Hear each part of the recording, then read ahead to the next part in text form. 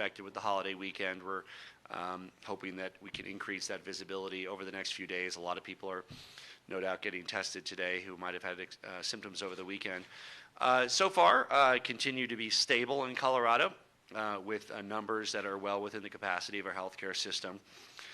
Obviously, the minute we provide the virus with an environment to grow exponentially, it will. And today's real announcements are about how we avoid doing that. How do we do what we love, namely watch the Broncos, but also it's a good template for other types of sporting events. How do we do that in a way that is also reasonably safe? Because this virus can defeat us in two ways. One is it can obviously hospitalize us, cause illness, and destroy our health, and in some cases even cost us lives. It can also win by defeating our spirit, and we can't let it defeat our spirit.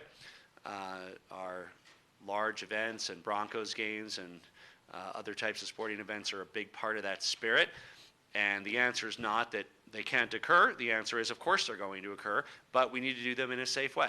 And of course, that safe way includes the opportunity to cheer on the Broncos in person and really moving 1 yard at a time, getting that safe process right, which of course is important to the public health, but also very important to the Broncos organization, which of course takes the health and wellness of their own fan base very seriously. Our success thus far in Colorado is really just an ongoing reflection of everybody doing their part. Businesses operating safely, people wearing masks, people acting responsibly, avoiding large groups. And really, it's so great to see so many people and businesses across the state stepping up to be able to keep this virus in abeyance and be at a point where we can have, the type of announcement we're talking about today and some of the other exciting areas where Colorado is leading the nation on reopening. As everybody in our state knows, normal in the fall means a very important thing. It means football. It means the Denver Broncos. And Colorado is Orange Nation, and I know that everyone, including myself and my family, is, of course, very eager to get back to football Sundays. And we all know it's just not the same if they're playing to an empty stadium. I'm thrilled to announce today that the Denver Broncos game against the Tampa Bay Buccaneers on September 27th will allow a limited number of fans to attend. And this step is really possible because of the commitment and dedication of the Broncos organization. We're joined by Brittany Boland today, really to go above and beyond in putting together a safe experience for fans that values the team spirit and values the health of those who choose to attend. Now, the way that this is structured also can really be a template for other types of events. Effectively, it's not a big event with everybody together in a stadium. It's a series of events that effectively follow the guidance of 175 people or less. So when you look at where people enter, the restrooms they use, the concessions they use, it's like a number of different groups of 175 that are there. That would allow for the groups that do have an outbreak the contact tracing and the notification of others in that group, which is very hard to do if you had 10,000 people in one group or 5,000 people in one group. But you have a series of 175 people in different groups, and it's very much possible. The stadium is very large. It's a great approach, following this exact same rules as every other sector of society. In total, it's under 7.5% of their capacity. So for that Tampa Bay game, it'll be 5,700 paying fans in attendance, mostly season ticket holders. Also, a limited number of the half-price seats available that Brittany Boland can discuss. But really, an exciting way to offer accessibility for that in-person component. And really to talk about that big announcement more and how we can build upon it for the future. And really, it's important to go, a foot at a time, a yard at a time, and I'm confident that once operationally the Broncos and their excellent staff, really at the stadium level as well as the administrative level, are able to successfully implement this, there's certainly the opportunity to look at additional fans a few weeks later as well. But I'm so proud that we're joined by the Broncos Vice President of Strategic Initiatives, Brittany Boland, who's really been a key leader in these conversations about how we can return in-person fans to football in Colorado and be one of the leading teams in the nation in terms of welcoming fans back. And I'm proud to turn it over to Brittany. Thank you, Governor Polis. On behalf of the Broncos organization, we appreciate your leadership during the COVID-19 pandemic. Since the very beginning, we have worked in partnership, and I am grateful for that continued collaboration. We're also thankful for the tremendous resources provided by the Colorado Department of Public Health and Environment. Thank you, Sarah, for being here with us today. It's been a team effort to fight against the spread of COVID-19, both at UC Health Training Center and in Power Field at Mile High. In particular, the players have continued to use their platform to set the right example for our community. Today's announcement, though, would not be possible without the safety and hard work that our entire community has put into place. Our organization thanks the community for playing by the rules and making health and safety a top priority in their lives. Fans are a big part of our team. They bring our entire building to life. That's why we're excited to welcome back a limited number of season ticket members starting September 27th with many health and safety enhancements in place. As Governor Polis said, we are not back to normal, and Power Field at Mile High will look and feel very different this year. In addition to mask and social distancing requirements, seating will be done in small pods and sections will be broken into groups.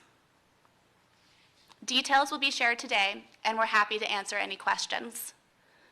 Our organization is hopeful that this is the start to gradually increasing fans at Broncos games this season.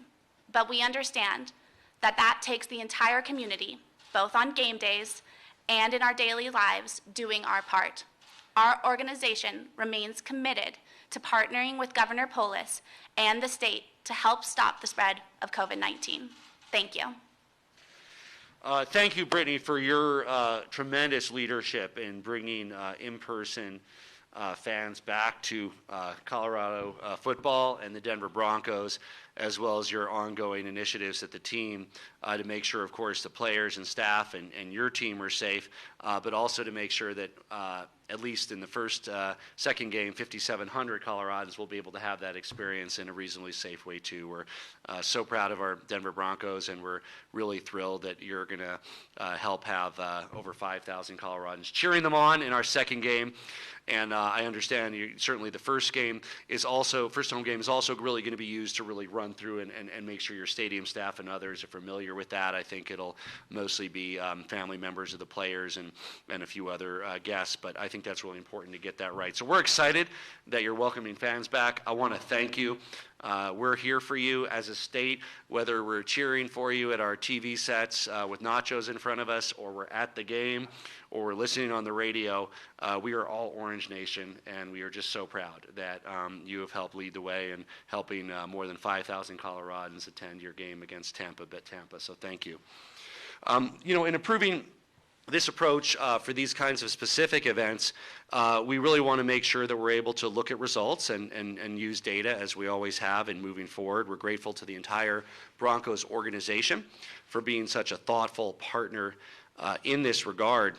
And this is a really important process to move forward on, and making sure that we can get this operation right. I know the Broncos really excel at implementation of the plan, and as they successfully implement the plan, we hope that we can work with them to make that a broader plan. And for their next home game a few weeks later, we'll look forward to working with them to providing a reasonably safe stadium experience for even more Coloradans.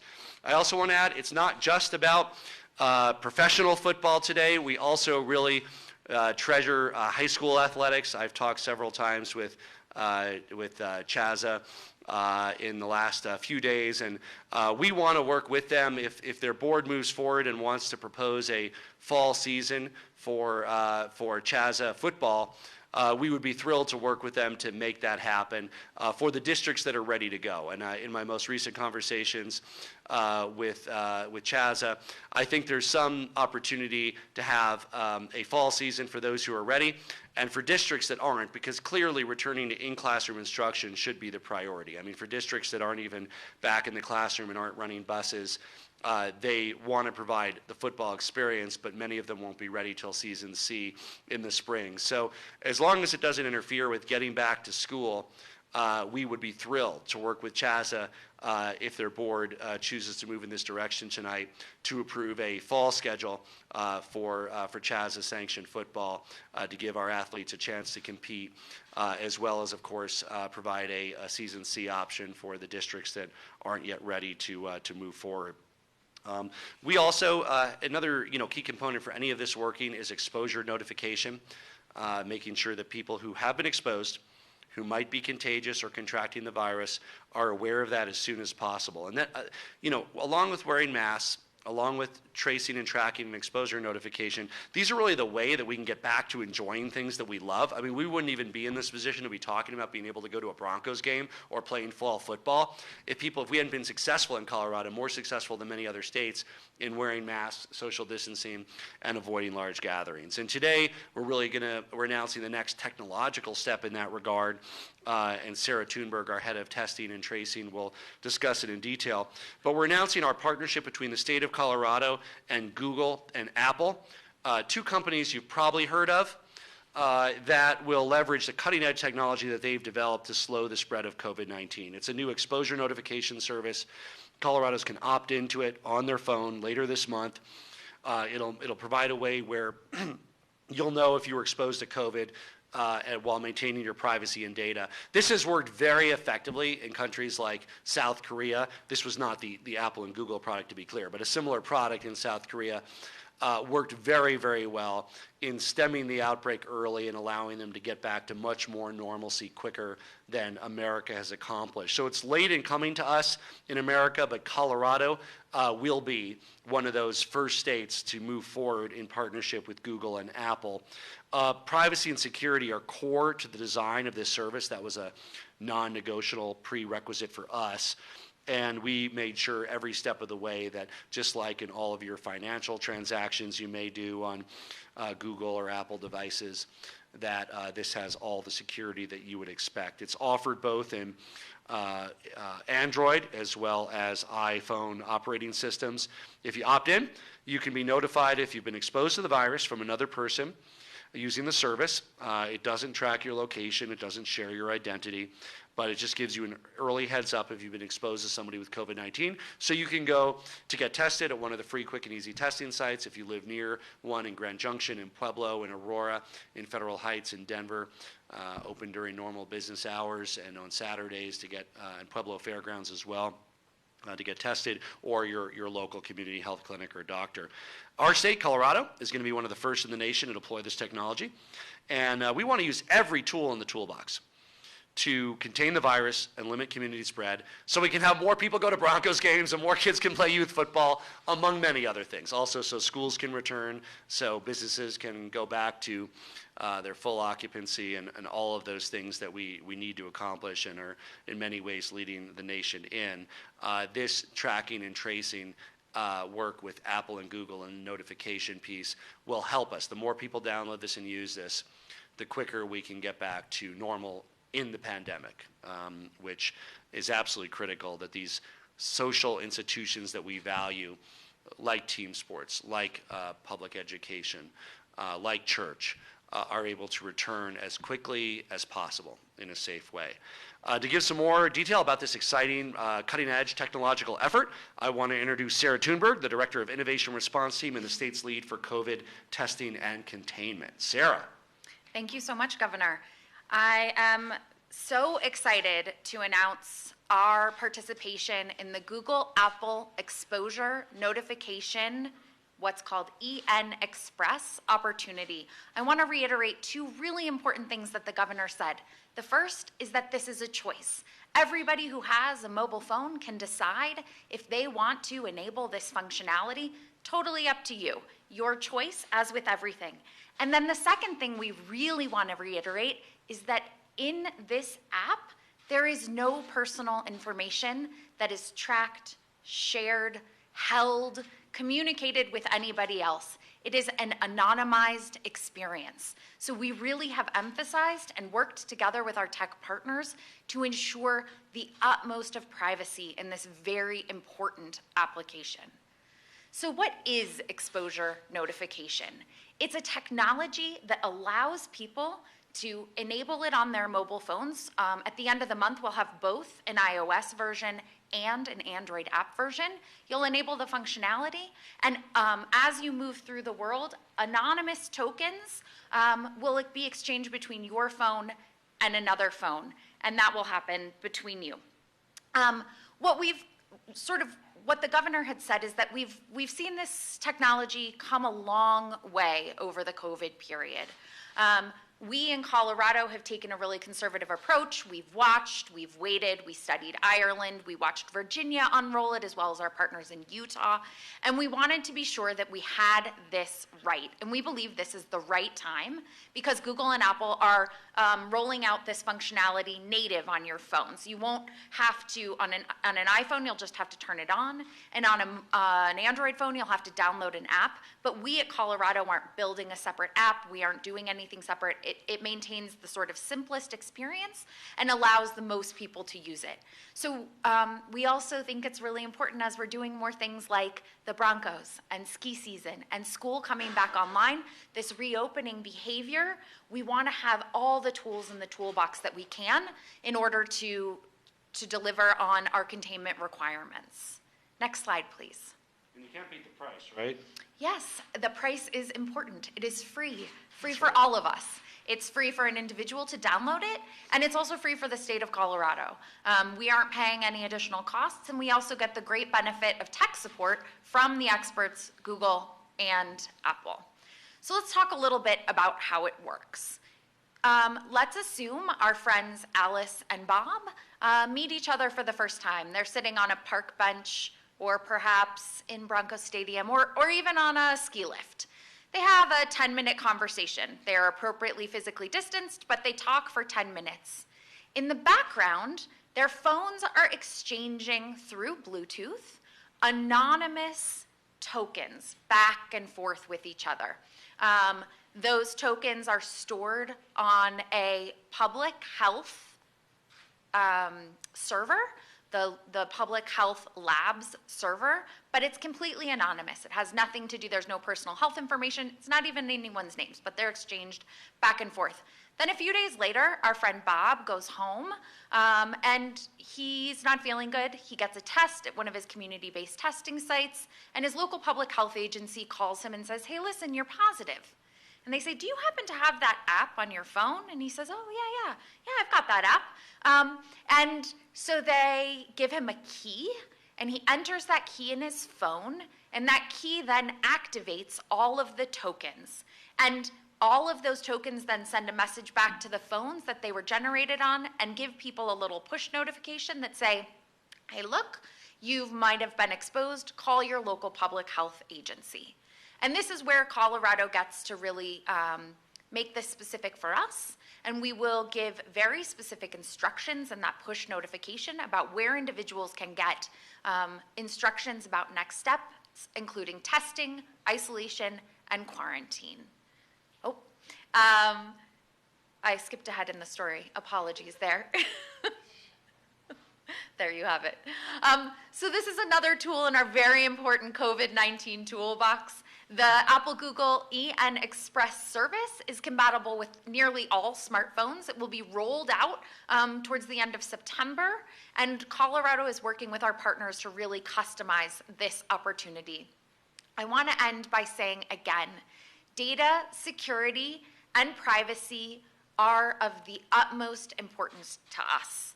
This is a completely anonymized service that contains no personal health information. We are working with our partners to make this incredibly seamless and safe and enable us all to do the things we want to do. So thank you so much. Well, I'm going to download it. Sarah, are you? I am. Brittany, you Can't going to wait. download it? Absolutely. That's great. And nobody will know that it might be the governor or the executive vice president of the Broncos that gets notified. So it's all anonymous. But it's great because, look, the more people use this, it's like mass.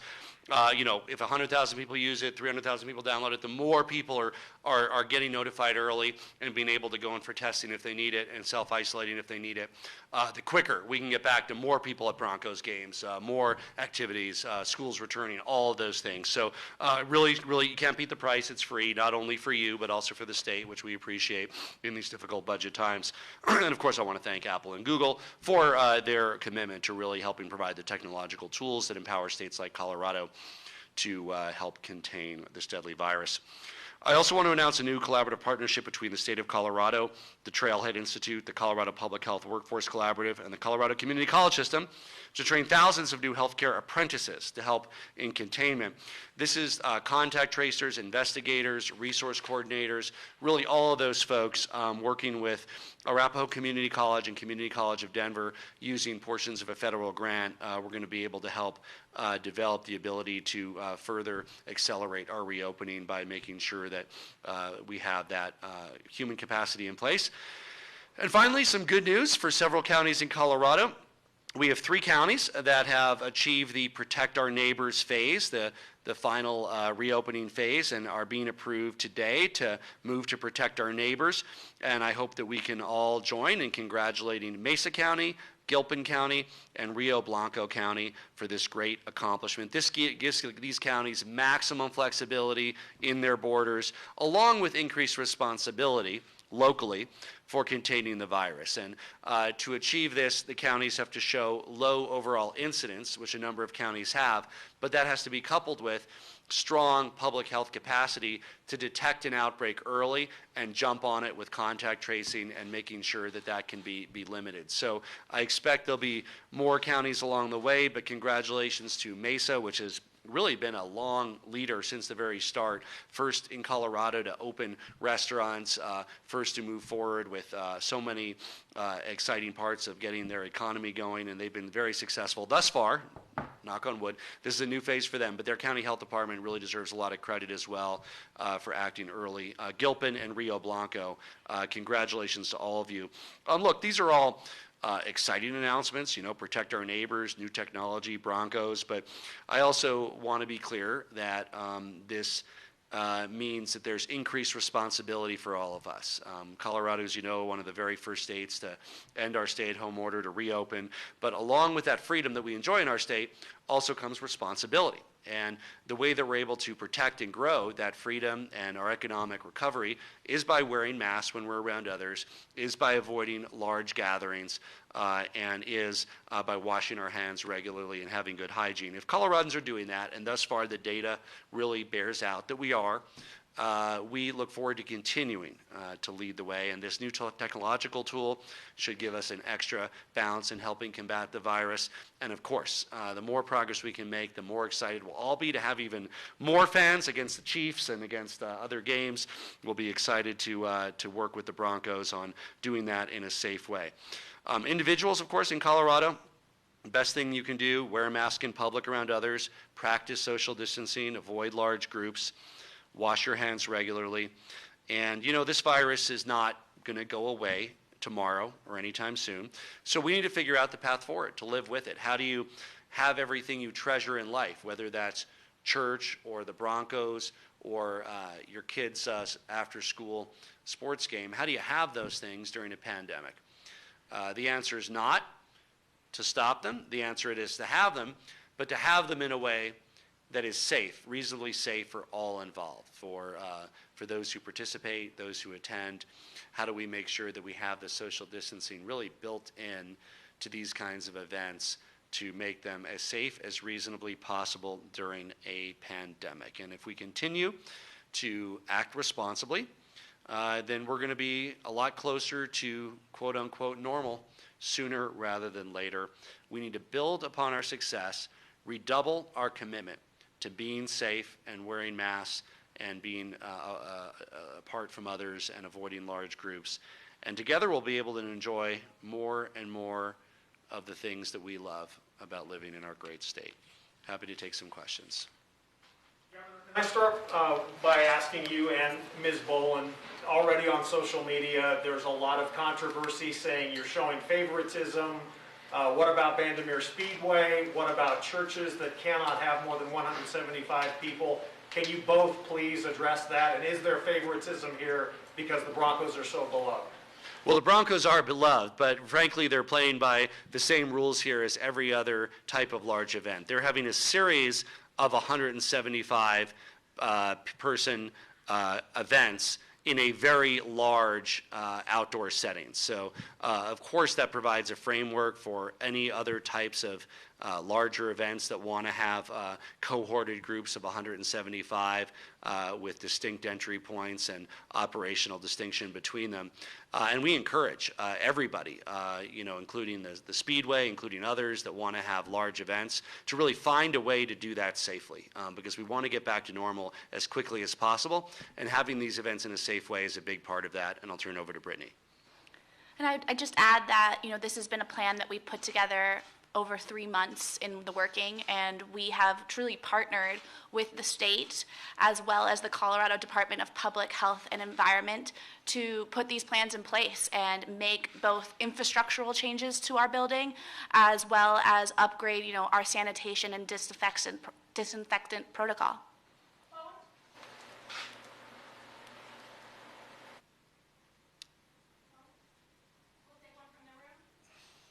To follow up on that, Marshall Zellinger over here. Is there a process that the Broncos did that Vandermeer could have done to have been allowed more than 175 people along the way? Yeah, well, of course. I mean, there's any. This isn't specific to any venue, but whenever you have a large outdoor venue, there are absolutely ways to have a larger group, more people attend than 175 by having them in distinct groups of 175. Why 175? No, I mean, sure, it could be 150 or 180, but why a number? It's because that really taps out the ability to do the contact tracing and notification piece, which is so important in fighting the virus. If you have a group of 1,000 altogether and 2 or 3 people have coronavirus, it's very hard to contact all 1,000 or even know who is around all 1,000. When it's a smaller, distinct-sized group, 150, 175, 120, just that cohort will be notified that they might have been exposed to the virus. So the way the Broncos are doing it is really first class, like everything about the Broncos organization. And other groups absolutely are looking at following that. I think there's a motorway looking at conducting events. As soon as Major League Baseball is willing to have fans, the Rockies also have an excellent plan to be able to do it. But I want to applaud the Broncos for really leading the way and putting together a cohesive, thoughtful approach to making sure that fans are reasonably safe, right? And that doesn't mean that fans that are at risk necessarily are going to want to run out to a Broncos game. If you're in your late 70s or you have some pre-existing conditions, you are going to want to think twice about attending these events in person.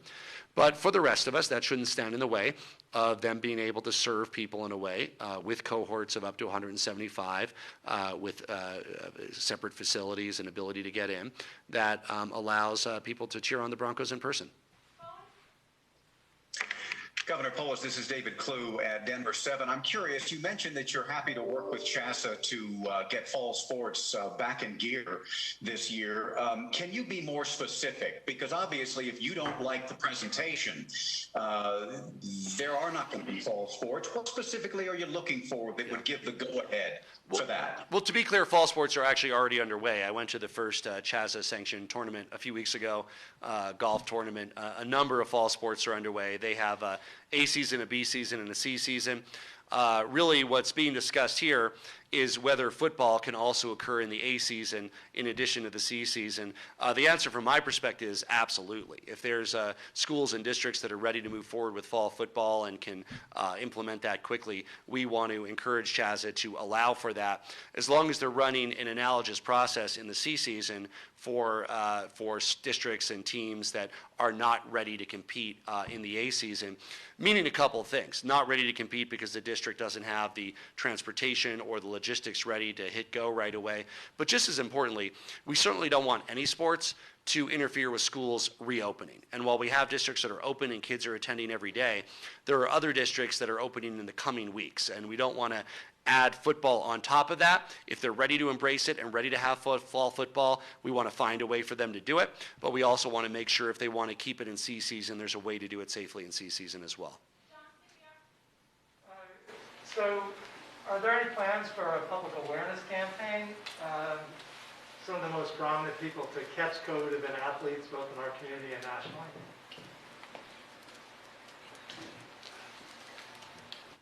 You know, as I said, the players have continued to use their platform to, push messaging that's appropriate related to the spread of COVID-19, and we'll continue to work with our counterpoints in the NFL as well as our staff and our players and our coaches to really set the best example for our community.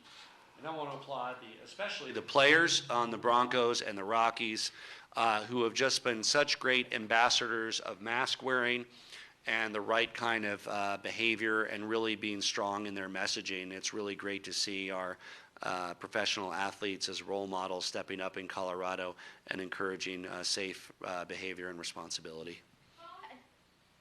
Sorry, I'll add that as we continue to roll out our exposure notification, we'll also be working with influencers and active people within all of our industries in Colorado, our ski industry, our professional athletes on football, baseball, basketball, as well as musicians, artists, and other people who make Colorado great, and talk about how they're doing their part by downloading the app and using it. So that's coming too. Governor Charles Ashby from the Grand Junction Sentinel. First of all, go Broncos. Secondly, there's a lot of talk right now about a vaccine maybe able to get to the market here real soon. I'm wondering what your people are working on as far as getting that out as soon as possible. I'm wondering how much you think this has been, hijacked by politics, whether or not they're going to rush things and that sort of thing. What are you hearing? What are people telling you about that? Yeah, we need to separate politics 100% from the vaccine development process, meaning it's not about when Trump or Biden say there's a vaccine or don't say there's a vaccine.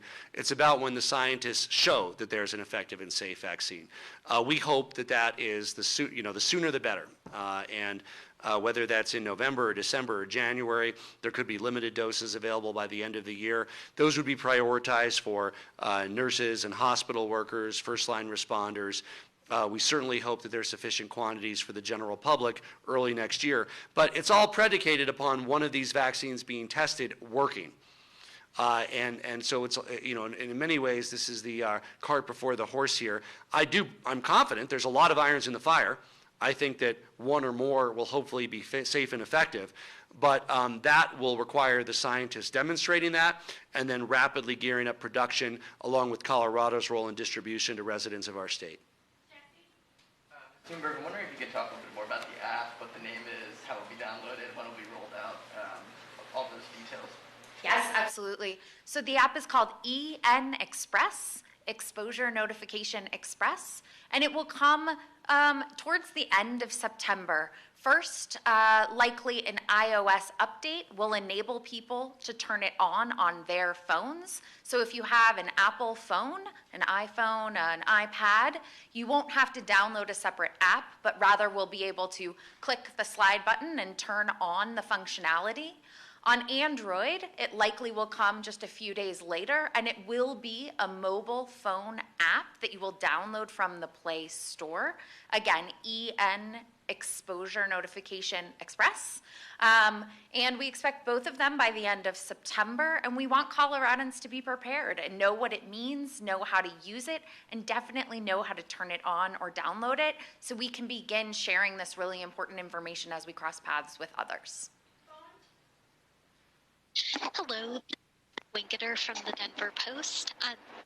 Just a few days ago, people from CDPHE and the School of Public Health were telling us, we need to be particularly careful this weekend about large groups and possible risks that could spread the virus as we're heading into respiratory virus season. And I wondered of allowing large groups to then gather to watch football. Is there a concern about allowing that as we are headed into respiratory season? So we saw after 4th of July a significant increase in presence of coronavirus in our state a week or two after. We won't know the impact of Labor Day for another week or two. We're hopeful that Coloradans learned our lessons and avoided some of the practices that over 4th of July weekend led to that increase, but we won't know that for 2 weeks. We work closely with the Broncos, and of course the Broncos really responsibly led the way in making sure that rather than one gathering of 5,700 people, this is a series of distinct gatherings of 175 people each. So it's consistent with the guidelines across the state.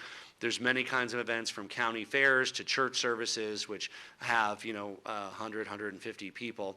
And this is really consistent with that guidelines. And it's no greater a risk profile than having, 10 or 15 other events, all of which are up to 175 people in different parts of our state. And there are hundreds, if not thousands, of events of, 100 people or so that occur every week across the vast, great, diverse state of Colorado. So, in terms of the logistics of the Broncos, will people have to sit 6 feet apart, everyone? And I assume everyone's going to have to wear masks. And how will tickets be doled out? So I'll take the first part of that question. Yes, there will be face mask requirements as well as social distancing. Seating will be done in pods from 1 to 6. And those pods will be separated into 6 feet, and then sections will be separated as well and will be encouraged to use the concessions and restrooms closest to their seating location, as well as our concessions and our restrooms will now be touchless and cashless. The second part of your question regarding how seats or how tickets will be handled, season ticket members will be entered into a lottery. It will be based on their priority number or weighted by their priority number. They will receive a time slot where they can go on to Ticketmaster and purchase tickets. If they choose not to purchase tickets, there's nothing they need to do at this time, and it will move on to the next season ticket member in the queue. Details will be shared with season ticket members as well as on our social and digital channels and our own website. Season ticket holders, or will others? There's a small percentage of tickets that historically have been sold at half price, and we will continue to honor those tickets. What percentage? I believe that it's 2.5% of capacity historically, but would need to confirm that with our ticket office.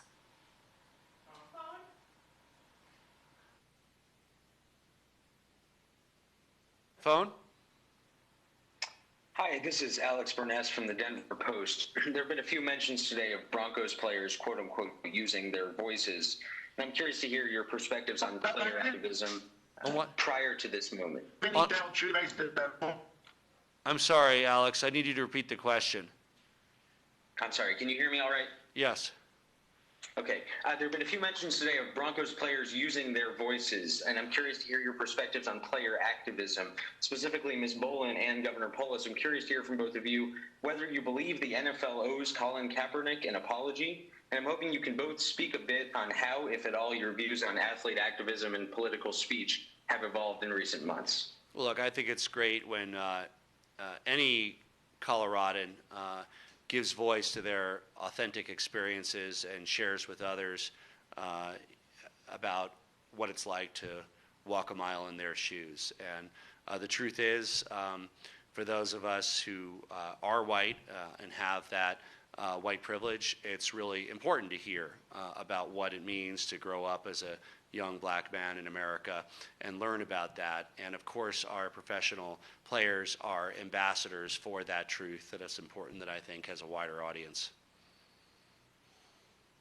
Internally at the Broncos organization, we've done a lot of listening and learning over the last couple of months. And we will do everything to support our players during this activism. We we believe that there needs to be tangible progress, and we are ready to be part of that. And in the next week or so, you will see us roll out, a program that supports the players, our staff, and being part of that movement, both in the community and within our organization. Restaurant guidance today, just given the weather. A lot of restaurants have been expanding outdoor seating and things of that nature. Is there any guidance or any advice as this cold weather moves in these next 2 days? Yeah, and who are you with, by the way? Oh, I'm Gabrielle with Fox 31. Oh, great. Colorado generally, today and tomorrow accepted, has strong, good weather, into and through November, certainly through October. It's a nice time to eat outside through most of October. But yes, on the horizon, November, December, January, we know it's a lot harder for restaurants to reach 100, 120% capacity by including the outdoors on days where it's 10 or 20 degrees. And so we want to work with the restaurants in a creative way to find ways to do that. It might in some cases mean tenting with space heaters and fire pits. In other ways, it might be finding ways to increase the indoor capacity in a safe way. Hi, Governor. Ed Seelover with the Denver Business Journal. Hey, I want to bear down a little bit on what the Protect Our Neighbors order means for Gilpin County. Specifically, will this allow casinos to have larger crowds in them? Will this allow casinos to get back table games? Just wondering if you could talk a little bit about what this is going to mean for the gaming industry.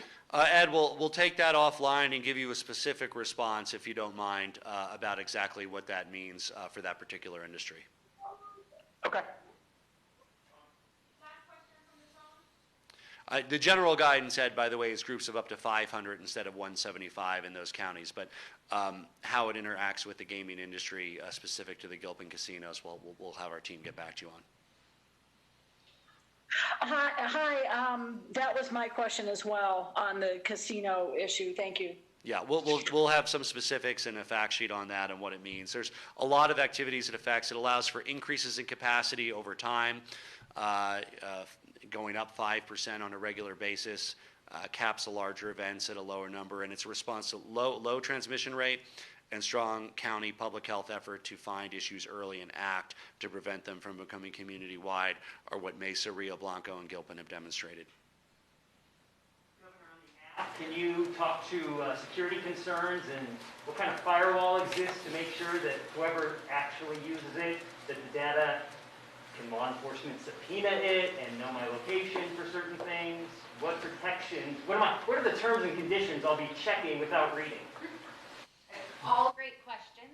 The first thing I want to say about this is that your location is not tracked. It's not recorded. It's not ever logged. It doesn't get saved in any way, shape, or form. The only information that is exchanged in this app are a series of anonymous tokens or keys back and forth through Bluetooth between different phones. They are time-stamped.